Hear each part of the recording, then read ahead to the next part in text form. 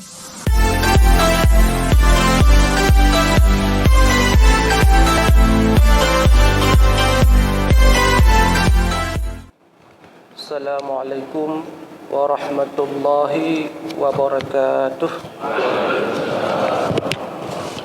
Hamdan syukran lillah, salatan wa salaman ala Rasulillah Muhammad sallallahu alaihi wasallam.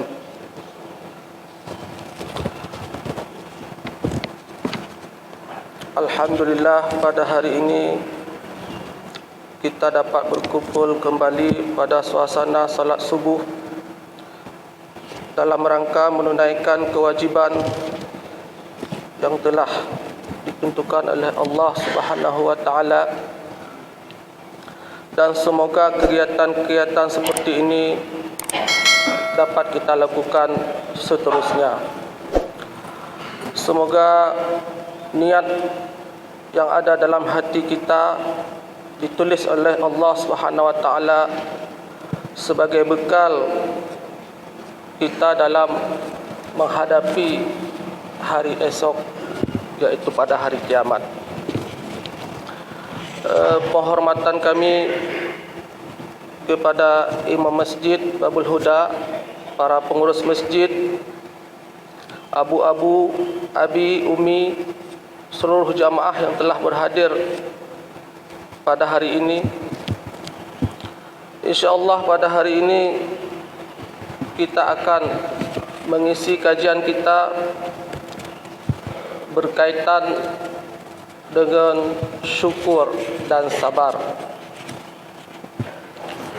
Syukur adalah ungkapan rasa bahagia dan terima kasih atas nikmat yang telah diberikan oleh Allah Subhanahu wa taala, serta menggunakan nikmat tersebut sesuai dengan ketentuannya. Jadi syukur dengan nikmat itu saling terkait. Makanya orang tidak syukur nikmat itu dinamakan kufur nikmat atau tidak mensyukuri nikmat Allah. Banyak sekali nikmat Allah yang telah diberikan kepada kita, dan ini jumlahnya tidak terhitung, tidak terbatas. Wa in ta'uddu ni'matallahi la tuhsuha. Engkau tidak akan dapat menghitung nikmat Allah. Sungguh sangat luar biasa banyak. Sebut saja salah satunya adalah nikmat mata. Allah memberikan kita mata. Mata adalah nikmat anugerah Allah yang diberikan untuk melihat yang baik, untuk membaca Al-Quran. Bila kita gunakan nikmat ini untuk kebaikan sesuai dengan perintah Allah, maka ini dinamakan syukur nikmat. Bila mata ini diarahkan pada hal-hal yang tidak baik, maka ini dinamakan kufur nikmat. Dan Allah akan membalas bagi orang-orang yang bersyukur terhadap nikmatnya dengan yang lebih baik lagi pada hari kiamat. Wujuhu yawma idin nadirah ila rabbiha nadirah. Wajah mereka ketika itu berseri-seri. Ila rabbiha nadirah. Mereka melihat Tuhan. Mereka melihat Allah. Jadi pada hari kiamat, orang-orang yang pandai memanfaatkan nikmat, menggunakan nikmat ini sesuai dengan ketentuannya atau syukur nikmat, maka Allah berikan ganjaran yang sangat luar biasa, melihat Allah. Ini adalah nikmat terbesar. Nikmat terbesar melihat Allah. Nikmat terbesar adalah melihat Allah.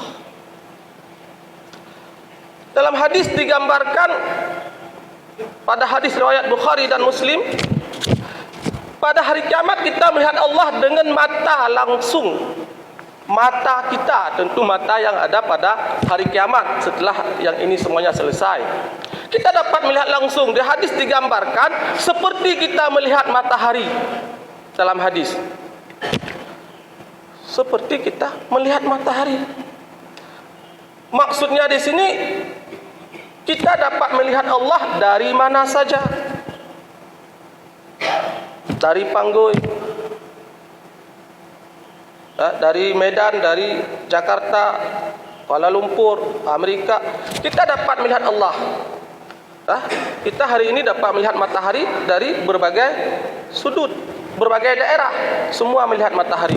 Begitulah kita melihat Allah, tidak perlu berdesak-desak, itu kira-kira. Tidak perlu bersusah payah, tidak perlu antri, tidak perlu menunggu giliran. Itu yang Nabi gambarkan. Yang Nabi gambarkan dalam sebuah hadis, di saat Rasulullah bersama sahabat sedang melihat bulan di malam hari, beliau mengatakan seperti itu. Kalian akan melihat Allah seperti kalian melihat matahari. Seorang ulama tasawuf,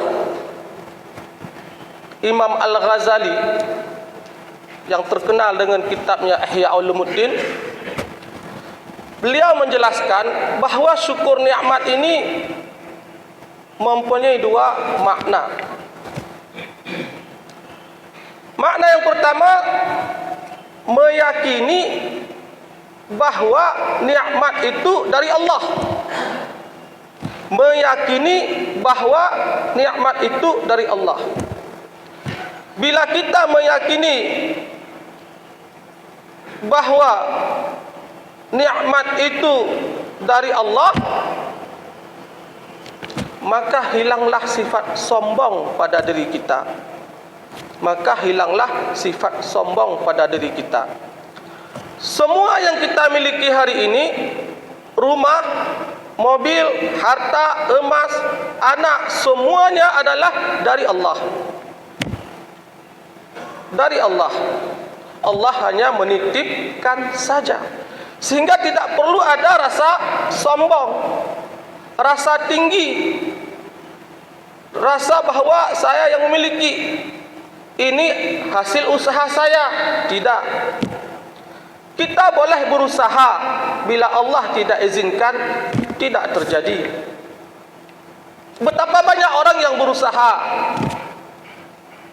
belum juga berhasil. Betapa banyak orang yang biasa-biasa saja berhasil. Artinya apa? Ini dari Allah. Kita tidak tahu. Kita tidak tahu siapa yang diberikan, siapa yang tidak.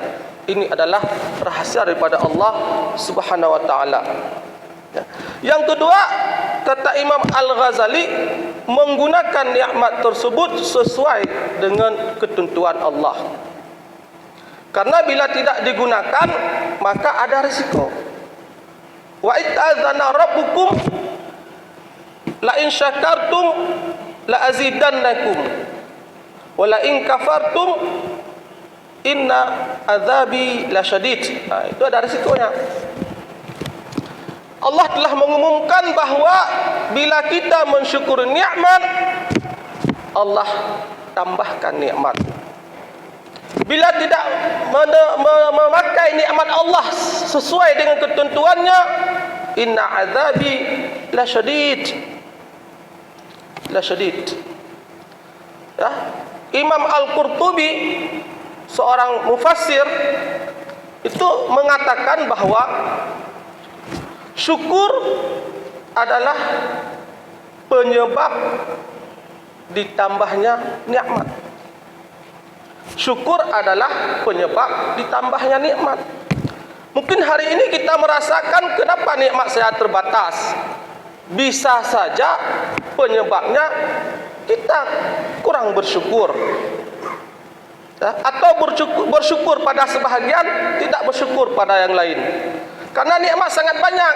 Bersyukur melalui anggota tubuh, mata, kaki, bersyukur melalui harta, bersyukur melalui berbagai macam kelebihan. Mungkin kita bersyukur dari satu sisi, kita harus bersyukur dari seluruh nikmat. Nikmat harta, infakkan sebahagian, ya. Nikmat lisan, gunakan untuk berzikir. Nikmat kaki, melangkah ke masjid.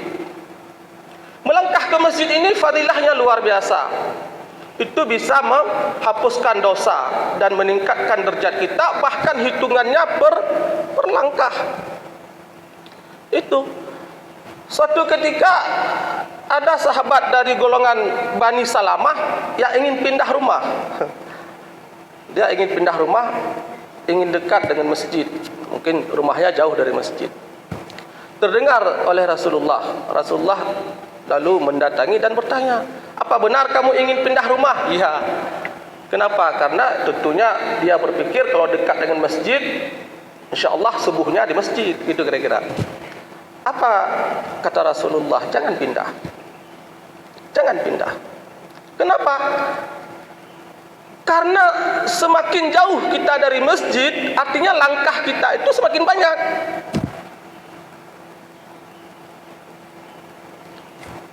Artinya pahala kita semakin banyak. Bayangkan sehari semalam berapa langkah. Bila kita kalkulasikan dengan langkah, gitu kira-kira. Berapa banyak? Sebulan berapa banyak? Setahun, 20 tahun. Itu luar biasa. Bila kita berpikir seperti itu, kita akan terus mau melangkah walaupun jauh, walaupun merangkak. Dan syukur ini Nabi mengajarkan kepada kita tidak hanya sebatas syukur kepada Allah. Ada juga Nabi mengajarkan syukur kepada manusia. Ada hadisnya, man la yashkurun nas la yashkurullah. Orang yang tidak bersyukur kepada manusia, dia tidak bersyukur kepada Allah. Dalam kehidupan ini kita harus membiasakan. Dulu saya pernah mengajar di satu tempat di Malaysia, Subang Jaya, Selangor. Sekolahnya At-Tamimi International Islamic School. Itu saya melihat budaya yang luar biasa. Anak-anak itu setiap saat mengucapkan terima kasih, terima kasih. Gurunya terima kasih. Apapun yang kita berikan, terima kasih. Pinjam pulpen, terima kasih. Semua terima kasih. Artinya mereka itu terlatih dari kecil untuk berterima kasih kepada manusia. Itu penting. Walaupun hakikatnya dari Allah, tapi manusia ini adalah sebabnya. Allah memberikan sebab pada manusia. Itu akan membentuk penghargaan, akan ada arti penghargaan. Coba bayangkan kita diberikan pertolongan oleh orang lain, tidak mau mengucapkan terima kasih. Dah tolong dah, cuekin, enggak dibantu lagi besok. Itu kira-kira begitu. Jadi kita hidup ini, agama ini bukan hanya mengatur kita dengan Allah, bukan hanya ibadah dengan Allah, dengan manusia juga penting. Dan ini sering kita lupakan. Kita pikir Islam ini hanya dengan Allah saja, lalu lupakan manusia, lupakan terima kasihnya, lupakan tetangganya, lupakan orang kelaparan, lupakan orang susah. Yang penting saya ke masjid, zikir saya 1000 kali, selawat saya 1000 kali. Seolah itu benar, belum cukup. Bahkan kalau kita melihat berbagai hadis itu sangat banyak yang menunjukkan kelebihan orang-orang yang membantu sesama, itu sangat banyak. Orang membantu sesama itu masuk syurga. Mungkin kita tidak punya waktu untuk menjelaskan hal ini. Artinya luar biasa. Luar biasa. Dan kita bisa melihat contoh cara bersyukur Rasulullah. Bagaimana Rasulullah bersyukur? Pada satu ketika Aisyah radhiyallahu anha melihat Rasulullah salat malam tentunya, karena kalau bukan salat malam tidak dilihat oleh Aisyah, gitu kira-kira, karena salat Nabi di masjid. Aisyah melihat Rasulullah salatnya sampai bengkak kakinya. Terheran-heran Aisyah, atasna hadza ya Rasulullah, wa qad ghafara laka ma taqaddama min dzambika wa ma ta'akhkhara. Ya Rasulullah, apa ini? Gitu ya. Kejut lagi nyon ibadah. Berat sampai bengkak kaki.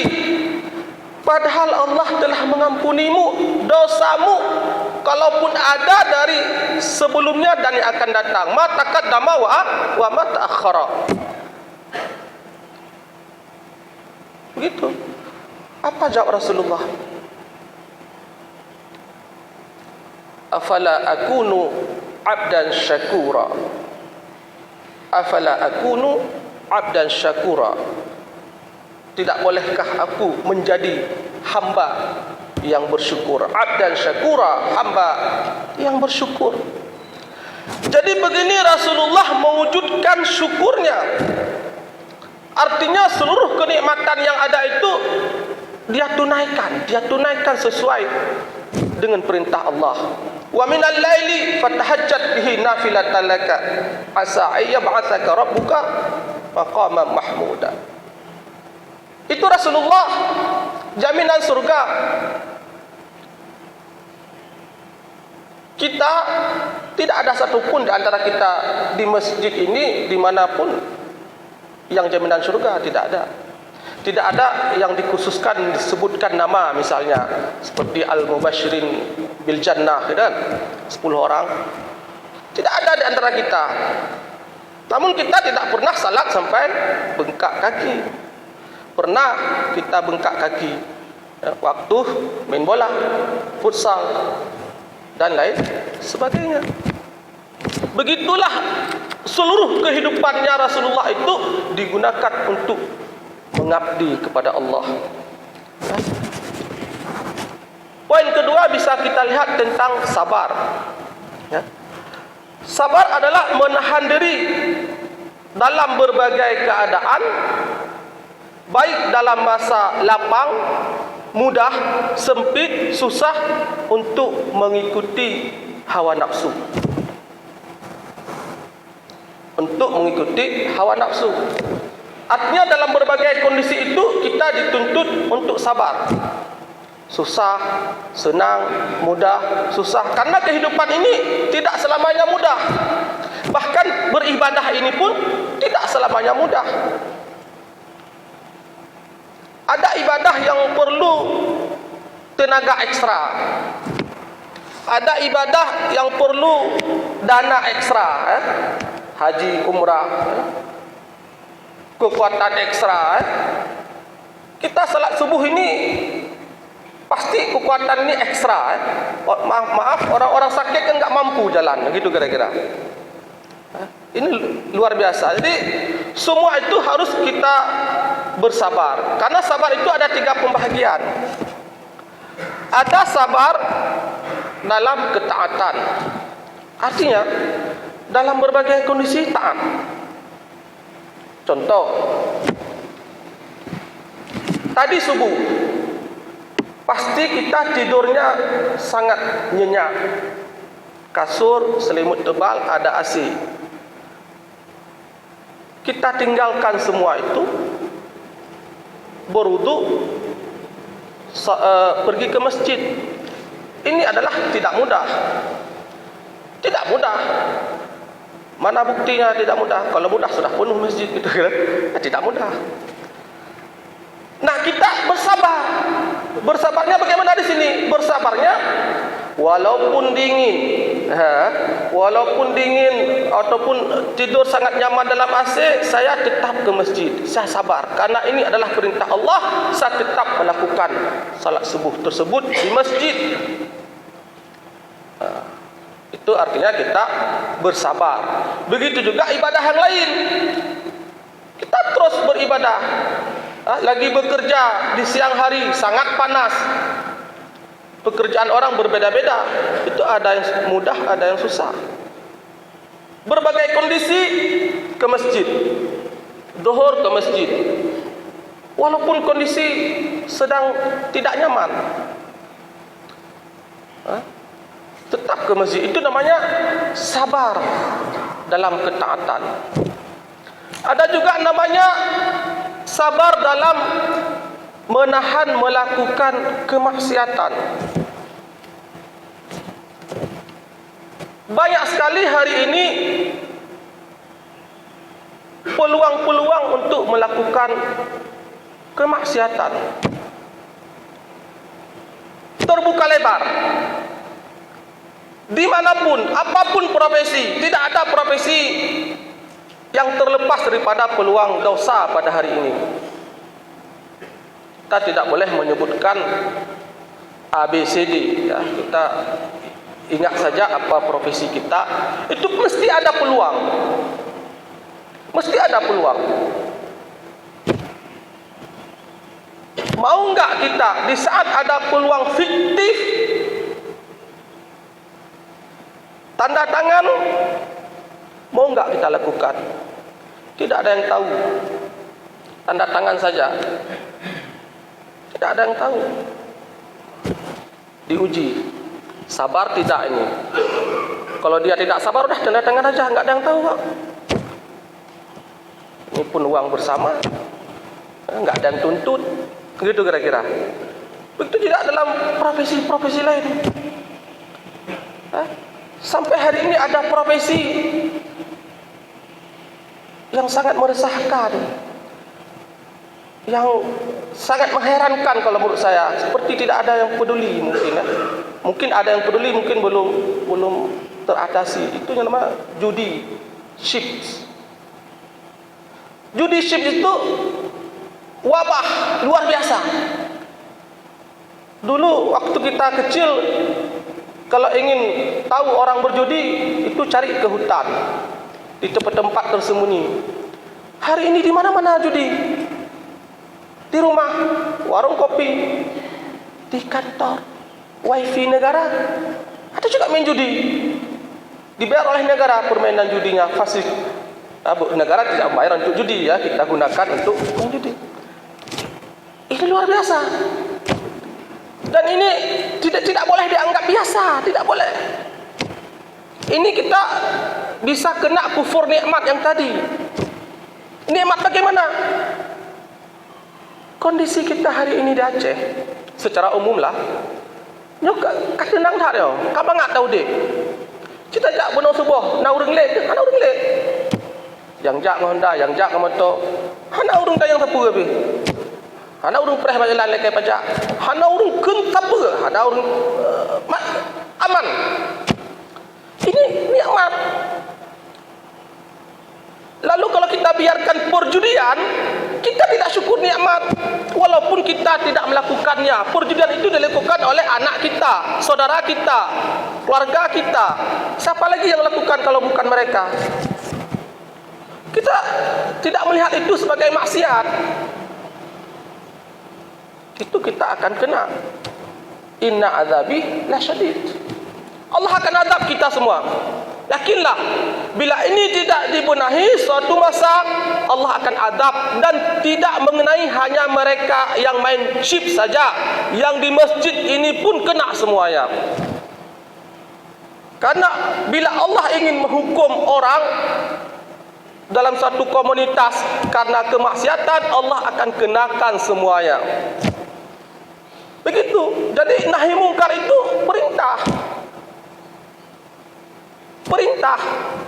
Bukan boleh, bukan sukarela, itu perintah. Dihukumnya umat-umat terdahulu seperti Yahudi itu, mereka karena tidak nahi mungkar, suruh kebaikan-kebaikan saja. Karena menyuruh kebaikan itu mudah, tidak ada resiko. Kita hanya yuk salat subuh, betul. Kenapa enggak sesekali coba pantau siapa main syid, coba pantau siapa main syid. Itu harus seimbang. Itu baru namanya amar ma'ruf nahi mungkar. Kalau tidak, belum lengkap. Kalau tidak, tetap kita dihukum. Sudah terbukti pada umat-umat terdahulu. Ya. Jadi itu yang namanya sabar dalam menahan kemaksiatan. Ada juga sabar di dalam menerima kenyataan pahit. Kenyataan pahit artinya musibah, orang meninggal. keluarga kita meninggal, barang kita kecurian atau sesuatu yang tidak menyenangkan dalam kehidupan, itu juga harus bersabar.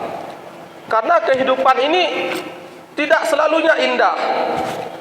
Kehidupan ini tidak selamanya indah dan tidak diberikan selalu indah. Tidak diberikan selalu indah. Dan yang tidak indah ini sebenarnya ini yang indah. Yang tidak indah ini bila kita ini berpikir itu indah. Ya? Karena dengan adanya kesempitan itu seringkali akan membuat kita akan lebih dekat dengan Allah. Ya? Kalau kita selalu menyenangkan, kita seolah-olah untuk apa salat tahajud? Untuk apa salat duha? Salat duha fadilahnya dimudahkan rezeki. Rezeki saya sangat banyak. Begitu kan? Jadi itu di antara fungsi musibah. Kalau kita mensyukuri, makanya orang yang paling disayang Allah itu orang yang paling sering diberikan cobaan. Dan kita harus mensyukurinya. Artinya itu membawa kebaikan kepada kehidupan kita. Ya.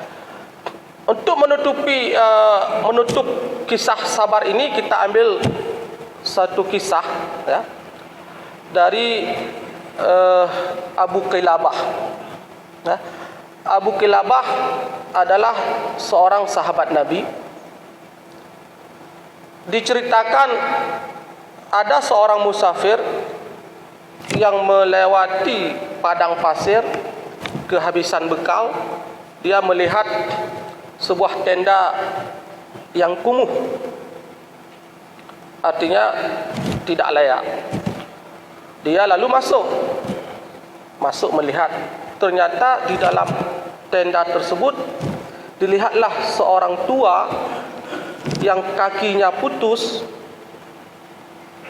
tangannya putus, matanya buta, hanya lidahnya yang komat kamit bergerak. Musafir itu mendekati, lalu mendengar apa yang diucapkan. Lelaki tua tersebut mengucapkan kurang lebih, ya Allah, tunjukkan aku bagai cara-cara untuk mensyukuri nikmat-Mu. Terheran dia, orang yang sudah lumpuh, putus tangan, putus kaki dan sebagainya masih ingin bersyukur kepada Allah. Ya. Lalu terjadilah dialog panjang. Ya. Singkatnya, bahwa kakek tua tersebut mengatakan bahwa ada anak saya yang menjaga saya selama ini. Namun sudah 3 hari tidak datang. Coba kamu lihat sebentar. Kalau kamu dapatkan ada di lingkungan ini, pasti anak saya, karena di daerah sini tidak ada orang lain. Dia keluar mencari, ternyata didapatkan anaknya sedang dikerumuni oleh singa. Artinya meninggal dimakan singa. Bingung lelaki tersebut, artinya bagaimana ini ingin menceritakan kepada orang tua yang dia juga kondisinya memprihatinkan. Akhirnya dia memulai pembicaraan dengan bertanya tentang kisah Nabi Ayub. Ya, mungkin supaya dia lebih sabar atau bisa bersabar sebagaimana Nabi Ayub. Tahukah anda kisah Nabi Ayub? Ya. Nabi yang diuji, kalau menurut hadis yang kita baca 18 tahun, ada beberapa versi, namun ada sebuah hadis 18 tahun itu dah ditinggalkan oleh masyarakatnya. Anaknya meninggal 12 orang. Nabi Ayub pada tafsir Ibnu Katsir itu dijelaskan sampai ditimpa penyakit kusta, wallahu alam. Nah, lalu ini kenapa disampaikan kisah Nabi Ayub? Supaya dia bisa tahan dengan cerita tadi, anaknya dimakan oleh singa. Yang ingin saya sampaikan adalah anak anda telah dimakan oleh singa. Apa tanggapan lelaki tua tadi? Alhamdulillah. Yoh, kok alhamdulillah anaknya dimakan singa? Alhamdulillah dia masuk surga anak saya. Karena anak saya berbakti kepada saya selama ini. Anak berbakti kepada orang tua masuk surga. Jadi saya bergembira, alhamdulillah. Nah, begitulah contoh orang dalam menghadapi musibah. Alhamdulillah. Sampai berikutnya lelaki tersebut meninggal, kita percepat kisahnya. Lelaki tua itu meninggal, lalu si musafir tadi keluar menjumpai ada orang datang 4 orang dengan berkuda.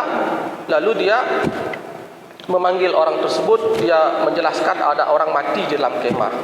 4 orang tersebut datang melihat dan menciumi orang lumpuh tadi yang putus tangan, putus kaki, dia cium. Terheranlah si musafir tersebut. Memangnya siapa beliau ini? Kok sudah begini anda cium gitu kira-kira?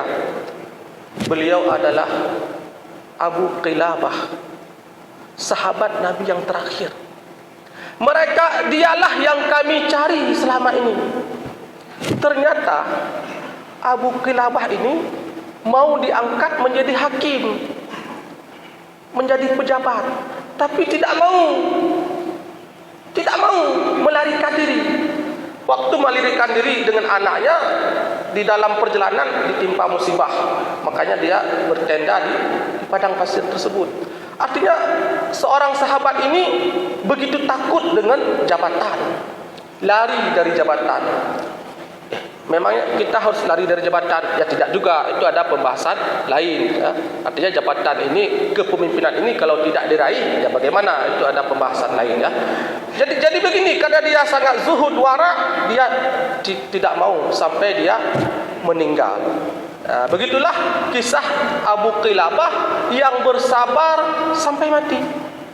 Makanya ayat mengatakan bagaimana? Innama yuwaffas sabirina ajrahum bighairi hisab. Orang sabar itu akan dibalas tanpa batas.